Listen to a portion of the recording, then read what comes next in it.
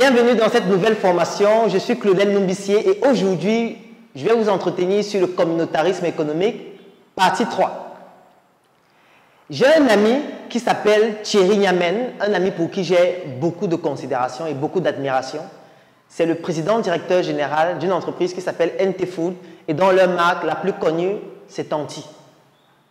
Et il m'expliquait une fois que lors d'un de ses voyages en Occident, il était hébergé par un juif. Et il y a une scène qui s'est produite un matin qui l'a époustouflé et qui a marqué toute sa vie. Un matin, ce juif lui donne de l'argent pour aller acheter du pain qu'ils doivent manger pour le petit déjeuner avant de débuter la journée. Et ce juif lui dit ceci: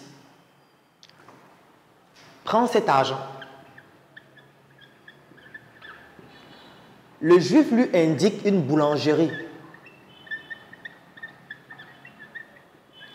Une boulangerie bien précise où il doit aller acheter du pain. Il dit d'accord. Il prend l'argent, il sort, et lorsqu'il se renseigne pour aller acheter du pain dans cette boulangerie, il se rend compte que cette boulangerie est très éloignée du domicile où il reste. Et pour ne pas aller très loin, il s'en va dans une boulangerie très proche de la maison et il y achète du pain. Du pain chaud. Et il rentre à la maison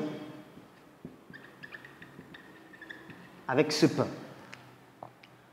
Lorsqu'il arrive à la maison, le juif arrive, voit le pain et il lui demande: où est-ce que tu as acheté ce pain?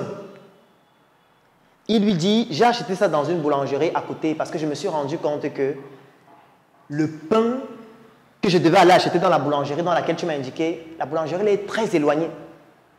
Et le juif lui demande d'aller jeter ce pain et qu'il ne mange pas de ce pain ici.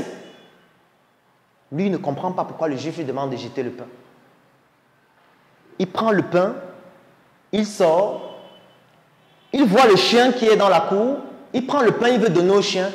Le juif lui dit: je t'ai demandé de jeter ce pain, même mon chien ne doit pas manger à ce pain. Et là, il était stupéfait, il ne comprenait pas ce qui se passait. Le juif lui demande: jette ce pain dehors. Il jette le pain, il revient. Le juif lui donne encore de l'argent. Il lui indique bien encore l'endroit: va m'acheter le pain dans cette boulangerie. Il sort, il parcourt toute la distance qu'il faut, il achète le pain dans cette boulangerie et il revient. Dès qu'il revient à la maison, le juif prend le pain et le juif lui montre un symbole qui est dessiné sur le pain, en lui faisant comprendre que si tu achètes un pain et il n'y a pas le symbole ci-dessus, ne mange pas ce pain, c'est dangereux pour ta santé. Il était intrigué. Lorsqu'ils finissent de manger, il se rend compte qu'en fait, le symbole qui est sur le pain, c'est un symbole juif. La boulangerie, ça appartenait à un juif. Et les juifs donc ont décidé de mettre un code sur leur pain pour que les autres juifs puissent acheter ce pain et pas un autre pain. Là, il a compris à quel point le communautarisme économique était implanté chez les juifs. Comme je vous l'ai expliqué dans la deuxième partie sur le communautarisme économique, les juifs, c'est l'un des peuples au monde qui pratique en excellence, ou plutôt par excellence, le communautarisme économique. Une étude a démontré que lorsqu'un juif a de l'argent, ça tourne entre les mains de 22 autres juifs avant de passer entre les mains d'un étranger. L'État juif a plus d'entreprises cotées en bourse que toute l'Europe réunie. C'est pour que vous puissiez comprendre la puissance que représentent les juifs à ce jour grâce au communautarisme économique. Revenons au Cameroun pour essayer de comprendre cela avec d'autres exemples. Il y a une boulangerie dans la ville de Yaoundé que je ne vais pas citer qui a une particularité, c'est qu'ils vendent des croissants à des prix incroyables.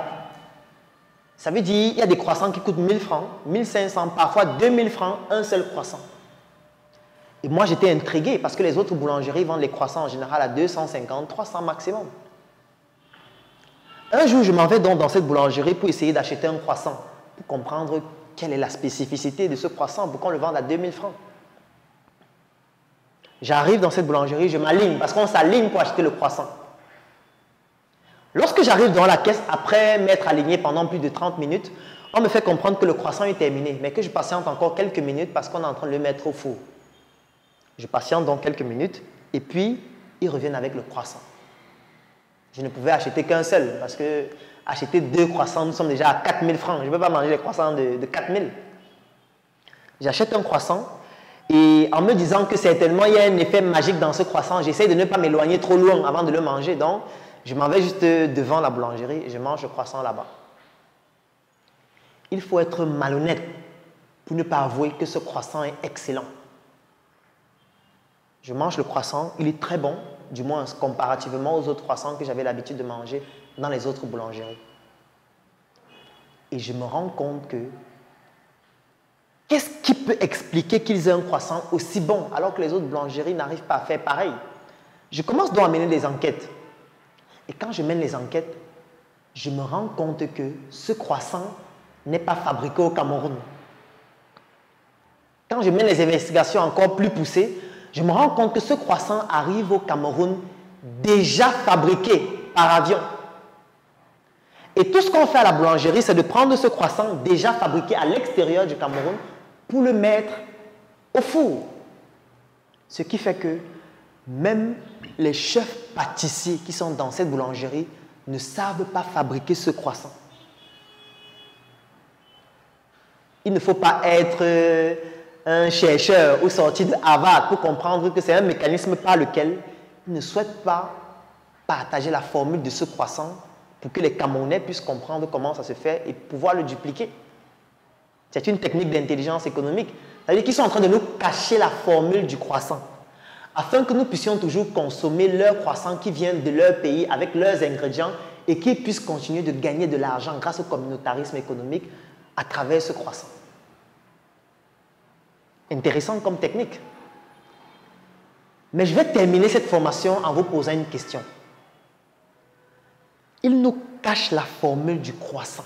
Parce que là, nous sommes dans le croissant, nous ne sommes pas dans l'arme nucléaire. C'est-à-dire que là, c'est un croissant. C'est juste pour manger. Avec une tasse de lait. Donc, il nous cache la formule du croissant. Mais pour qu'on aille au ciel, vivre avec Dieu pour la vie éternelle, qui est meilleure que la vie sur la terre, parce qu'il nous l'explique que c'est meilleur. La preuve, il refuse de vivre avec nous ici sur la terre. Lorsque vous voulez prendre un visa pour aller en Occident, on vous dit non, on ne veut plus les Noirs là-bas. Vous dites même que je ne veux pas le visa, vous voulez prendre la mer. Il y a une étude qui a démontré que les gardes-côtes en Italie coulent les bateaux. Ça a fait l'objet de tout un documentaire. Ça veut dire qu'ils voient des migrants venir dans des bateaux et ils coulent les bateaux. C'est-à-dire qu'ils ne veulent pas vivre avec nous ici sur la terre. Même lorsque vous arrivez en Occident, c'est vous qui faites les boulots qu'eux ils ne veulent plus faire. Vous êtes capable d'accepter les conditions qu'ils ne veulent plus accepter. Donc vous êtes en train de faire tourner le système et vous êtes en train de travailler pour payer les retraites des vieux du système qui ne peuvent plus travailler. Donc ils nous démontrent au quotidien qu'ils ne veulent pas vivre avec nous ici sur la terre. Mais pour qu'on aille vivre au ciel, où on sera avec Dieu, qui est meilleur que sur la terre, avec la vie éternelle qui nous sera offerte, il nous offre la formule pour y aller gratuitement.